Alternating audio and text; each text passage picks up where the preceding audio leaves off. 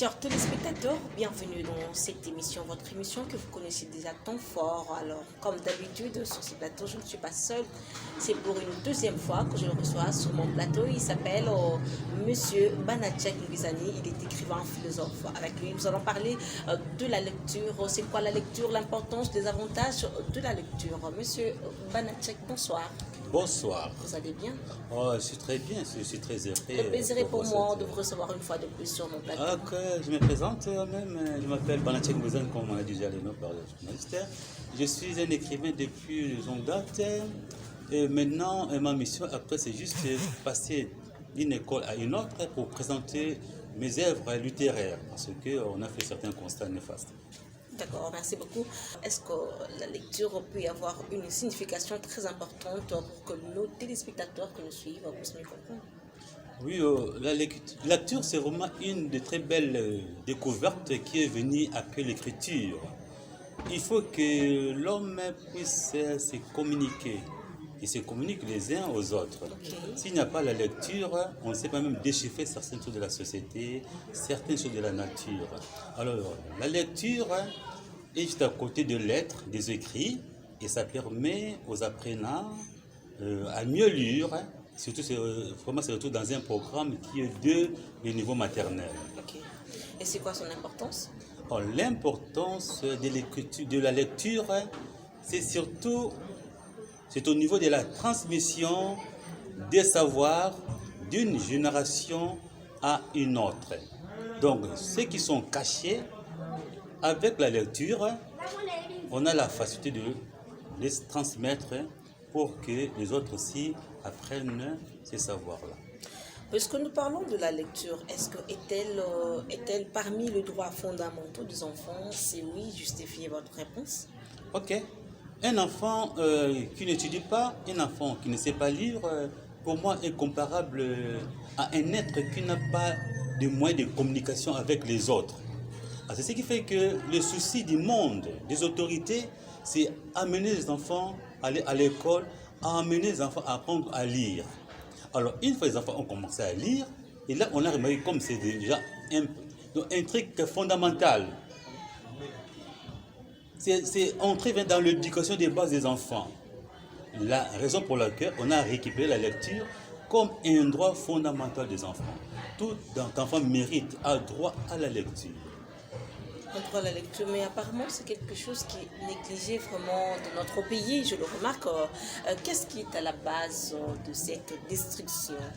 En fait, notre système éducatif depuis un certain temps est presque bafoué. La raison pour laquelle on ne sait pas suivre le programme national dans sa logique. Il y a l'anarchie, de laisser aller. Et encore tant d'autres paramètres, la corruption, les grèves des enseignants, puisqu'ils ne sont pas bien payés. Tous ces paramètres-là ont fait que la lecture soit presque rejetée. Est en dehors de tous ces exercices de la faculté mentale des humains. Et on a perdu même la culture de la lecture. Et c'est un danger. Monsieur Banatchek, est-ce possible de restaurer la culture de la lecture au niveau scolaire? Oui, exactement.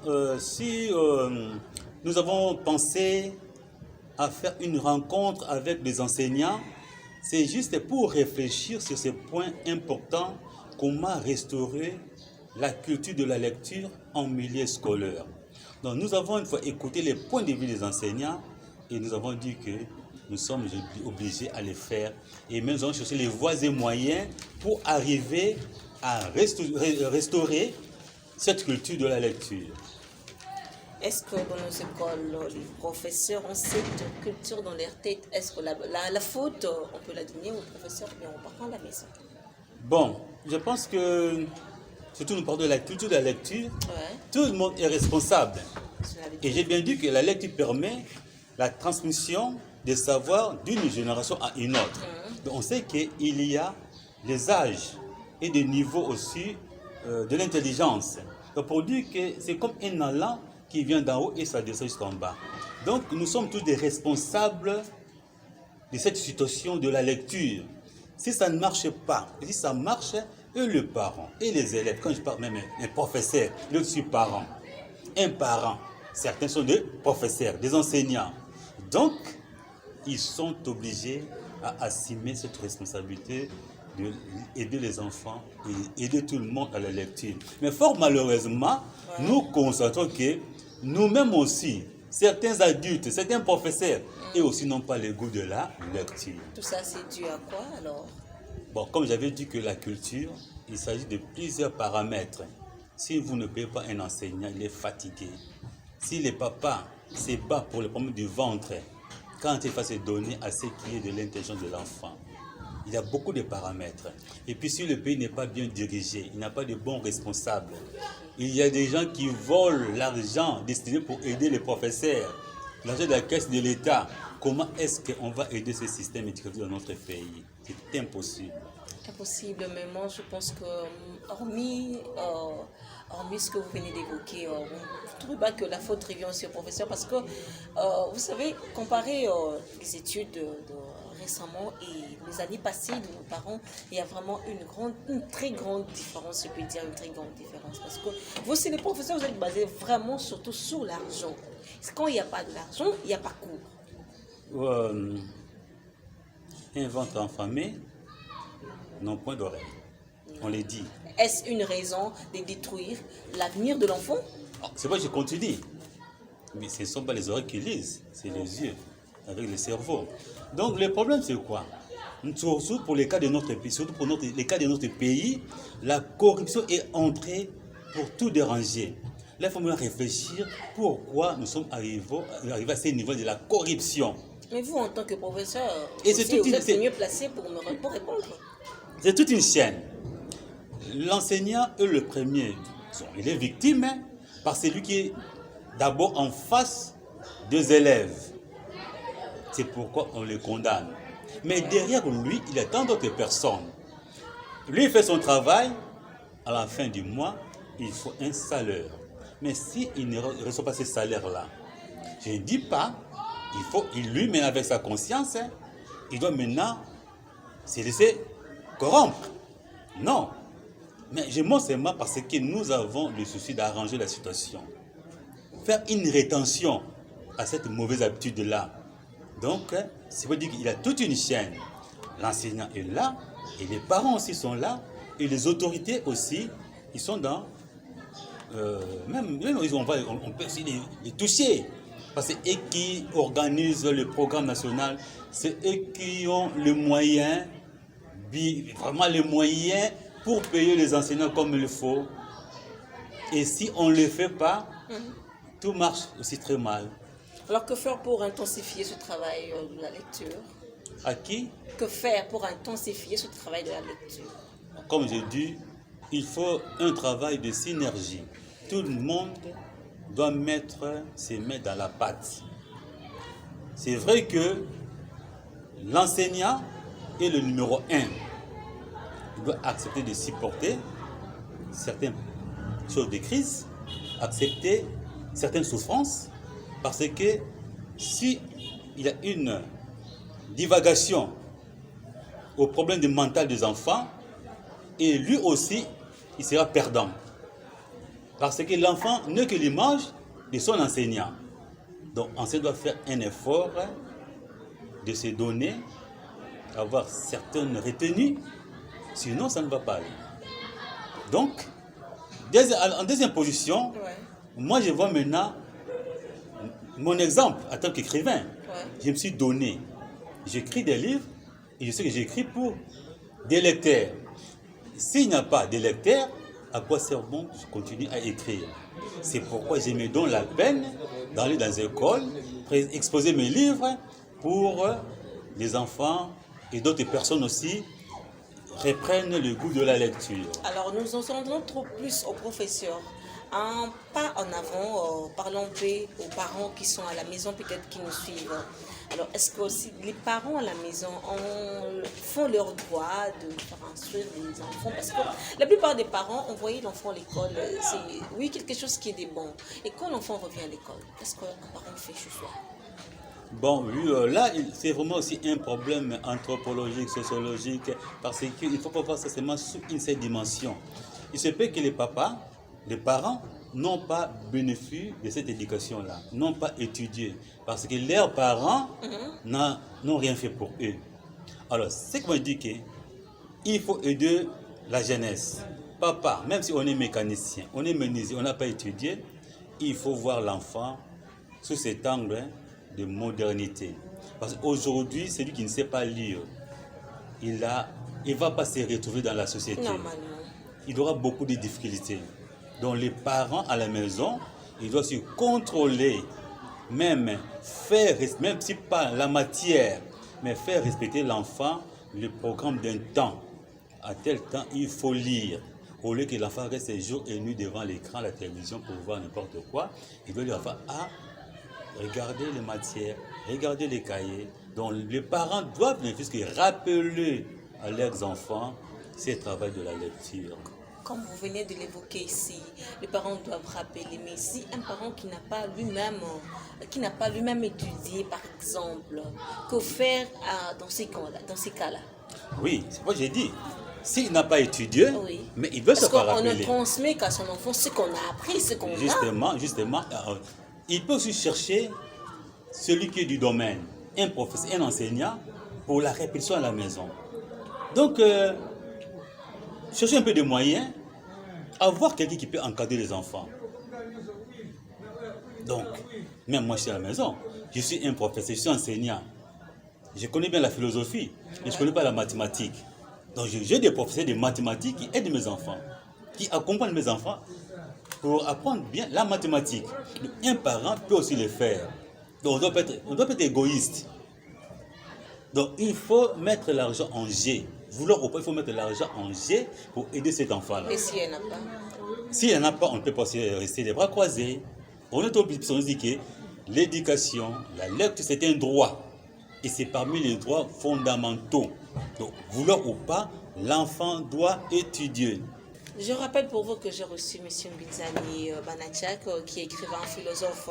Vous exercez plusieurs fonctions, notamment vous êtes écrivain, philosophe, vous êtes chanteur-compositeur, éditeur du journal La Rétention, et vous êtes promoteur des écoles Nicolas. Les enfants sages. Les enfants sages. Comment vous vous en sortez avec plusieurs tâches à la fois? Oui, il y a plusieurs tâches, mais la matrice est seulement unique. Donc j'ai travaillé mon mental pour coordonner toutes ces histoires-là. Donc j'ai la facilité de me donner côté musique, côté scolarisation des enfants, côté l'écriture aussi. Parce que j'ai un seul objectif, transmettre les connaissances que j'ai aux autres. Bien entendu, je reçois aussi des connaissances d'autres. Alors, comme moi aussi j'ai fait ça, je trouve que je n'ai pas de problème, malgré cette diversité de responsabilités, de charges que j'ai là. Alors, nous sommes pendant la période de la Covid-19. Vous êtes sans ignorer déjà une année. Alors, avec comment vous sortirez, comment vous fonctionnez les écoles au moment de cette pandémie? Bon, devant la pandémie, dans un premier temps, nous écoutons seulement les directives du chef de l'État. Oui, hormis les directives, hormis les mesures, dans l'assiette de votre école, qu'est-ce que vous faites? Alors, si on dit on ferme les écoles, on a confiné, on ne fait plus rien à l'école. Là, la charge revient maintenant aux parents, voir comment ils peuvent aider les enfants. Bon. Malgré la pandémie, les enfants continuent à lire, à étudier. Comment vous le faites à la maison? Okay. Comment vous organisez? On peut avoir des répétiteurs à la maison si on n'est pas capable de le faire. Il faut dire aux enfants chaque fois, il faut lire des livres. Et puis les guider aussi à ne pas regarder n'importe quel film, n'importe quelle émission à la télévision. Il faut bien canaliser les choses. Donc on ne laisse pas les enfants vides, puis c'est un danger. Quand le cerveau est vide, n'importe quoi peut entrer là-bas. C'est pourquoi le parent a le premier devoir à s'occuper de son enfant là. Alors, je voulais dire ceci autrement. Quelles sont les dispositions que vous avez prises dans votre école pendant cette période de la Covid-19? Bon, en fait, il n'y en a pas de disposition particulière d'une école à une autre. Non, ça c'est l'État qui a dit, nous acceptons, on n'en peut rien faire. Oui, l'État a dit. Bien que même après, on voulait commencer à donner le cours en ligne là. Bon, c'était pas si facile. C'était pas si facile. Pourquoi pas? Moi, par exemple, pour mes enfants, j'ai dans mon ordinateur un programme qu'on appelle Encarta. Toutes les matières scolaires sont là, géographie, histoire. Donc, je n'ai pas perdu même un franc pour jeter l'unité. Et non, j'ai un programme dans mon ordinateur, donc j'ai la facilité. Et d'autres élèves, je leur ai aussi passé ces programmes-là. Donc, les élèves dont leurs parents possèdent l'ordinateur, et je leur ai donné le programme Encarta. Et les enfants eux-mêmes travaillaient. Et tout est là-dedans, sur la géographie. Surtout, il y en a là-dedans. Alors, quelle est votre particularité? Nous voyons, il y a trop d'écoles. Oui, ouvrir une école, c'est quelque chose de bon. Allez, quelle est votre particularité? Quel un plus que vous avez apporté? Oui, la particularité chez moi à l'école, c'est l'importance que je donne à la leçon de la lecture, à la leçon de l'écriture, de les bas âges. Un arbre qui n'est pas bien dressé, ça va pousser très mal. Donc mon grand souci, de les bas âges. Et c'est pourquoi je réussis. Si on a bien formé l'enfant de ce niveau-là très très bien, c'est la réussite. Quelles sont les difficultés que vous rencontrez à chaque instant, à chaque fois? Est-ce que c'est très facile pour vous de vous en sortir? Les parents payent difficilement les minervales, l'argent. Les parents payent difficilement les minervales. Cela crée beaucoup de problèmes. Cela amène même les enfants, je peux dire, à la rébellion. Chaque fois on les chasse, s'habitue. Donc les enfants deviennent même rebelles. Et ils commencent même à dégoûter des chemins de l'école. Et vraiment, c'est pas bon. Donc, mais c'est ça parmi les grandes difficultés. Difficultés, alors comment vous vous en sortez? Vous n'avez pas pitié parce que vous devez aussi contribuer à l'éducation de ces enfants, de votre part en tant que promoteur d'une école. Que faites-vous de leur part? Oui, nous sommes ici en pleine ville. À la brousse au village, parfois, les parents menaient les poissons, tout ce que la nature donnait, un peu de feuilles de manioc, des cossettes de manioc, et les enseignants profitaient de ça. Mais en pleine ville, faire étudier l'enfant, pour enseigner les enfants, il faut l'argent en espèces. Et jusque-là, tant qu'on n'a pas retrouvé la solution, c'est ces problèmes-là, en tout cas, le salaire qui nous tourmente, le salaire pour payer les enseignants, ça nous tourmente toujours. On ne sait pas comment trouver la solution. On a créé, il faut la gratuité. C'est vraiment, ça c'est une vision, c'est bon, mais il faut un peu de temps pour sa réussite. Non, mais vous n'êtes pas de la gratuité. Je pense que ça perturbé votre fonctionnement. Il n'y a pas Nous enfants qui sommes n'ont dans pas fait. une seule société, une seule société. Bien sûr que... C'est évident, dans une seule rivière, si les voisins trouvent que les poissons sont dans un côté, tout le monde ira là-bas. Et ça va créer un déséquilibre. Oui, c'est une perte de votre côté, oui. Je ne peux pas aussi dire une perte. Je peux rester comme ça, j'observe la situation. Mais ce sont les enseignants qui vont pleurer, qui vont crier. Moi, je peux fermer l'école et dire aux enfants, bon, allez seulement aux écoles officielles de l'État pour étudier gratuitement là. Voilà. Mais mon enfant ira encore là-bas. Dans quelles conditions?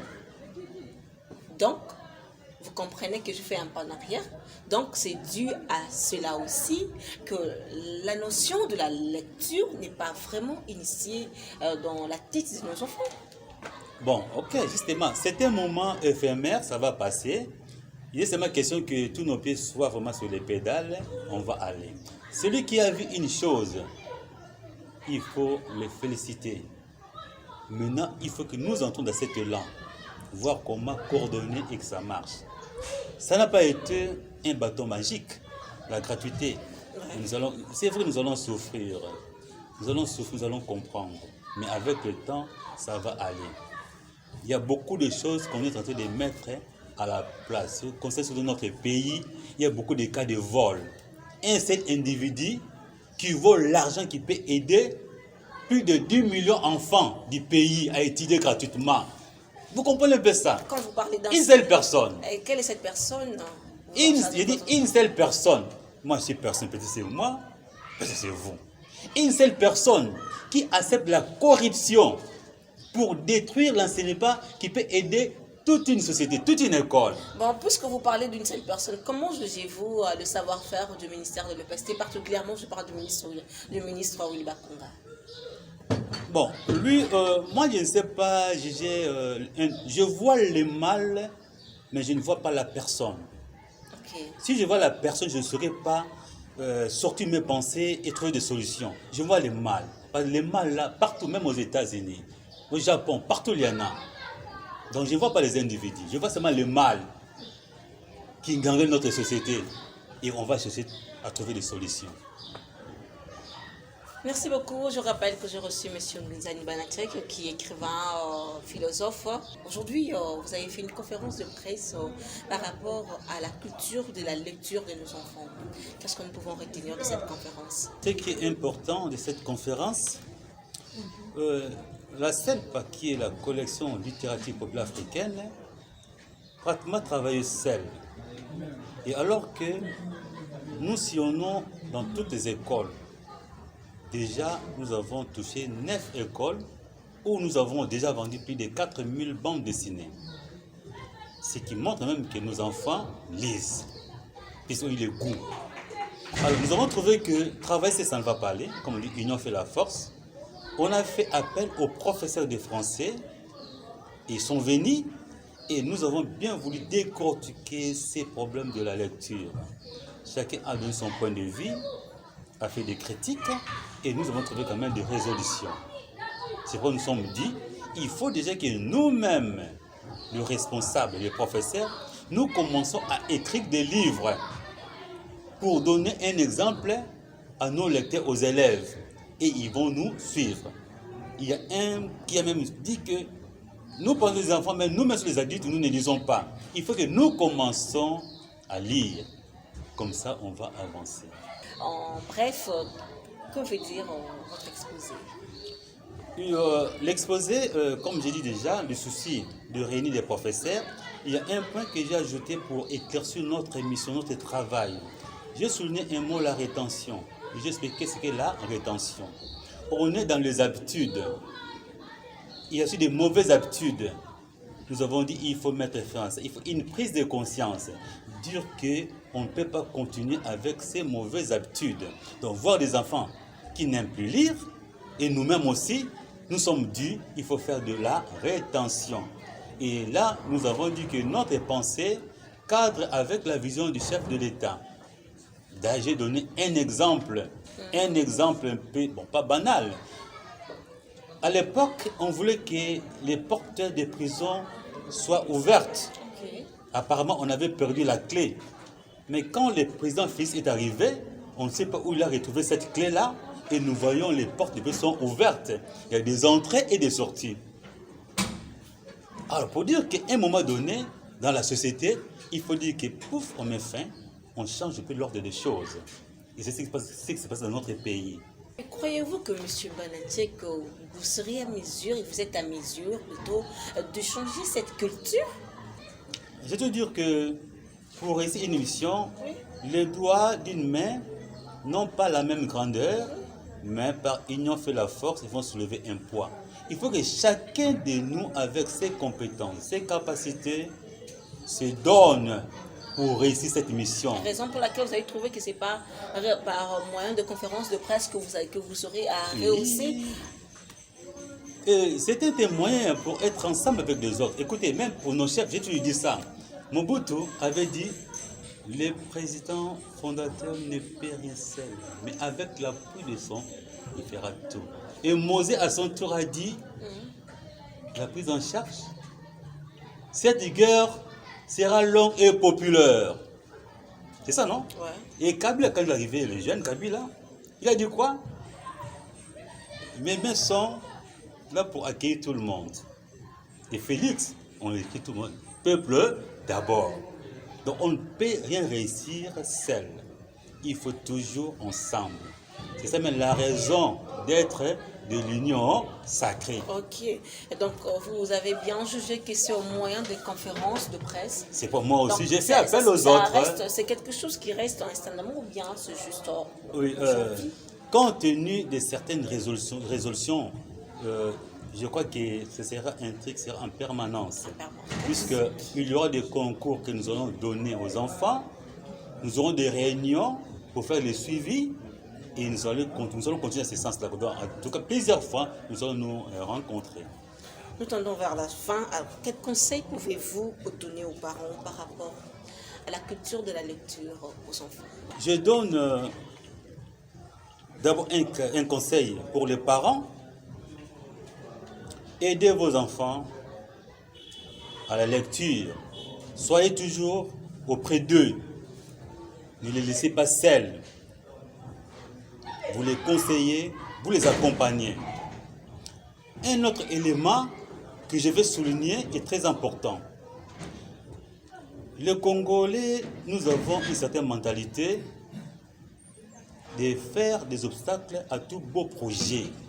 Quand l'un commence une chose, pas une initiative, on veut tout faire des critiques juste pour détruire.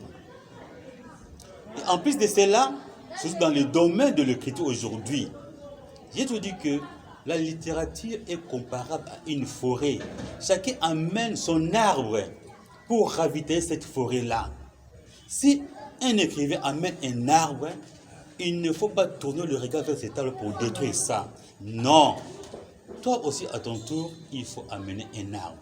Et je l'ai constaté, dans notre pays, il y a toujours des vautours et des éperviers qui sont là pour vraiment barrer la route aux autres à ne pas s'épanouir, émanciper, pendant que eux-mêmes, ils sont déjà saturés. Mais laissez les jeunes talents, c'est la fierté de notre nation. Et surtout avec l'Union africaine, le thème c'est quoi? Culture, art et patrimoine. Et la culture est au centre de tout. Et le président a dit qu'il va appuyer. Je suis sûr qu'un jour, j'aurai la chance de connaître cet appui-là et relancer mes projets plus loin. Plus loin. J'ai l'espoir. Qui est l'espoir. Merci beaucoup. Alors, avant de chuter, je vais aborder une question par rapport aux livres. Je vois tant de livres exposés ici devant nous. Combien de livres avez-vous déjà écrits? Oui, à présent, je suis arrivé, j'ai maintenant 15 livres. Hein. Je pourrais encore continuer, mais je me sens fatigué. 15 livres seulement, c'est... 15 livres. Depuis que j'ai commencé, je suis fatigué. Je peux encore continuer à écrire. 15 livres en série? Non. Indépendamment. Indépendamment. Seulement que maintenant, j'adapte ce livre en bande dessinée et vous trouvez les séries. Par exemple, nous avons la première bande dessinée. Cette bande dessinée, quand je parle de bande dessinée, c'est un livre qui a des illustrations. Celui qui illustre, c'est un vieux loup, un bédiste, un vieux loup là, qui s'appelle Lepamabila. Depuis on est des petits, il dessinait. Je suis devenu quand je l'ai attrapé, et celui qui continue à dessiner toutes mes bandes dessinées. Donc ça, c'est la première bande dessinée, numéro 1, et ça, c'est le numéro 2, c'est ça le numéro 2. Donc, je pense que j'ai fait ça, point. Mais quand j'ai commencé à suivre dans certaines écoles, il y a des élèves d'une école Saint-Étienne, des jeunes filles qui m'ont posé beaucoup de questions sur ça. Et ça m'a donné encore des éléments pour écrire une troisième bande dessinée. Je suis obligé. Je suis passé à la fin. Donc, il y aura encore une troisième série, donc un troisième numéro, et je continue. Et pourtant, pour Kinzola, un diamant pour Kinzola, ici, c'est une série de 5 numéros. 1, 2 jusqu'à 5. Donc, maintenant, je suis plus du côté bande dessinée. Alors, sur quel message vous êtes basé dans ces livres? Quel est le message particulier? Mes livres ont vraiment les caractères social. Je parle de la vie de la société. Des sont des livres, c'est une littérature populaire. Ce qui se passe dans notre pays, notre environnement, hein, j'ai écrit. Par exemple, j'ai écrit un livre sur la pandémie. À l'ère d'aujourd'hui, on parle plus de cette maladie. Je suis frappé et j'ai écrit. Et ça va aider la jeunesse, comment se défendre vis-à-vis de cette maladie.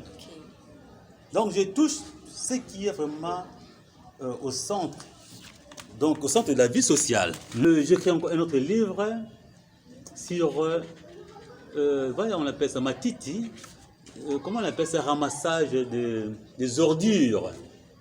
Il y a des gens qui ont des chariots, je les vois passer devant la porte, ils crient matiti, matiti, matiti, matiti, et ça m'a inspiré. Wow. Et j'écris encore un livre sur ça. Et vous pensez que ça va aider aux enfants, aux élèves? Quel rapport y a-t-il entre la vie sociale, le message qui est dans ces livres, avec les études, avec le milieu éducatif? Oui, les enfants ont besoin de textes. Ouais. Juste pour travailler aussi la grammaire qu'on leur donne. Dans mes textes, il y a là comme article, ils étudient à l'école. Il y a maman comme un nom commun, ils étudient à l'école. Donc ils se retrouvent. Et dans mes livres, ils se retrouvent. Okay. Puis c'est une histoire de leur vie. Nous sommes presque à la fin.